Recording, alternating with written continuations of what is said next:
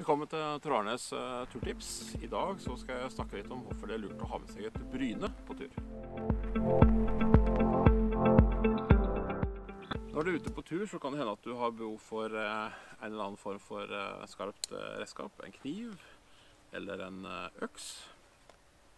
Og i prinsippet så er det sånn at et skarpt verktøy er et trygt verktøy. Et verktøy som ikke er skarpt, kan gjøre at du må bruke ekstra med krefter, og det kanskje ikke har så god kontroll på å klare å styre det så bra. Ergo så er det bestandig lurt å sørge for at verktøyet ditt er skarpt. I prinsippet så bør du da sørge for at før du reiser ut på tur, så må du ha sjekket at kniven din eller øksa di faktisk er skarp. Men det kan jo skje ting mens du er ute. For eksempel så kan du være uheldig og komme bort til en stein eller et eller annet sånt, som gjør at verktøyet ditt blir sløvt underveis. Og da er det greit å ha med seg et bryne. Jeg har med 3 forskjellige bryner her i dag. Dette er den største av dem. Dette er fra Worksharp. Der har du mange bryner i ett. Du har 2 sider som er med henholdsvis grovt og fint diamantbryne. Og så har du et keramisk bryne her som du kan variere litt på. Et keramisk bryne der i tillegg. Med variere så mener jeg at du kan vri litt om på denne her stong som du kan vri om på, så kan du få forskjellige typer bryner der. Og så har du til slutt så har du en stropp, lærstropp, som du kan sørge for at du holder ved like skarpheten på kniven eller øksa di. Og det er ganske nyttig med denne her. Akkurat den funksjonen der faktisk. For den har det innebygd. Selve brynet i seg selv er ganske greit. Du tar bare skal vi se, ta kniven. Dette her er en kniv med en såkalt skandinavisk egg. Det vil si at du har en del som er skarp her, er da helt flat. Så du bare legger kniven ned på det brynet, og slik at du kjenner at eggen ligger flatt mot det brynet. Og så bare skjerper du den ved å dra kniven over og lage akkurat som du skal skjære av tynne fliser på det brynet. Så gjør du det like mange ganger på begge sider. Og nå ser du at nå jobber jeg da mot meg. Da er det kanskje enkelte som synes oi, dette var skummelt. Da i sånne tilfeller så kan det være lurt å ha en eller annen form for beskyttelse. Her har jeg da en plate i lær. Så nå skal jeg være forsiktig med den kniven, så da tar jeg og bruker den på den måten der.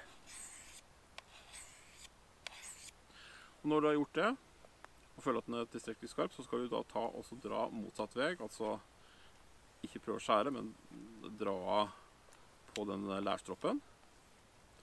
Og på den måten så tar du vekk de siste ujevnhetene. Det ligger ofte litt sånn slagg, eller hva skal jeg kalle det, av stålet ytterst på knivseggen. Og ved å dra kniven over her, så drar du av det, og da blir det ekstra skarp. Og normalt vil det faktisk være nok for å holde kniv skarp og gjøre dette her. Det kan du gjøre for eksempel leirbålet på kvelden eller sånne ting. Så vil den da være tilbake til å være skarp igjen. Og her, sånn at, på denne her så har du da lagt inn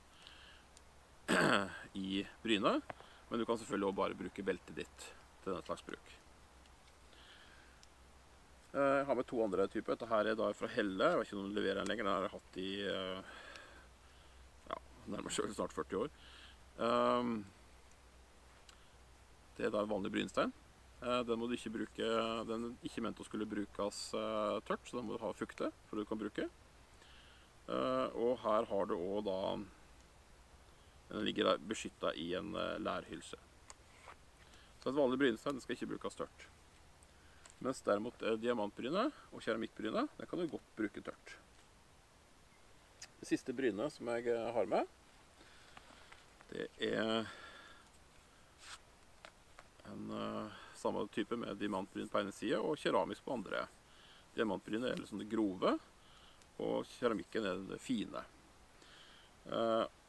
Og diamantbryne det bruker du hvis du for eksempel har fått hakk i kniven eller øksa, og må få vekk det.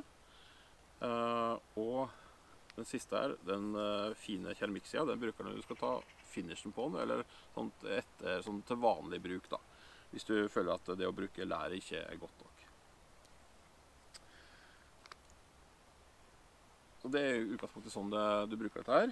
Det finnes mange sånne typer bryner på plass. Dette her heter DC4 og kommer fra svenske Fellkniven.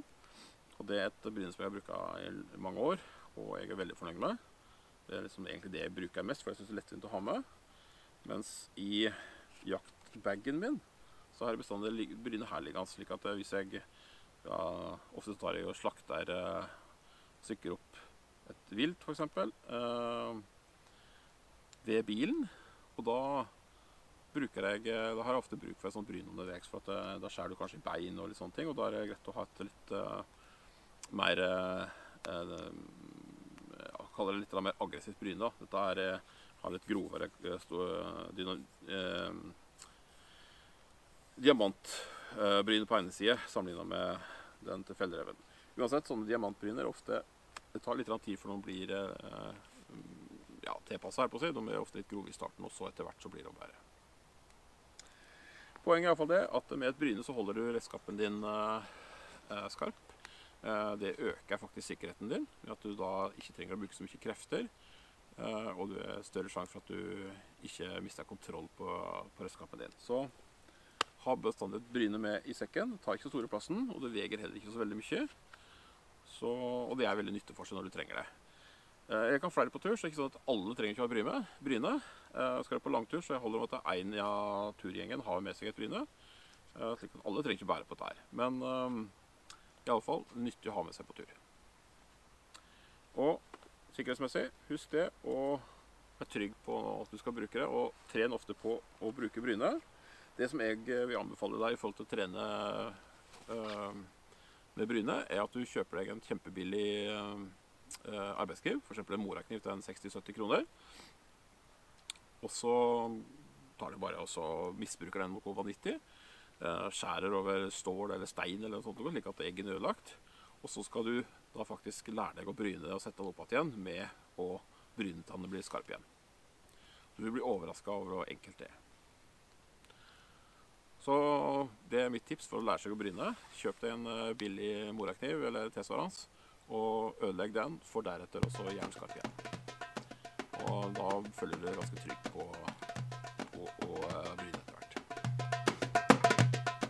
Det var dagens turtips fra Tørne. Altså først skal du ha med deg et bryne.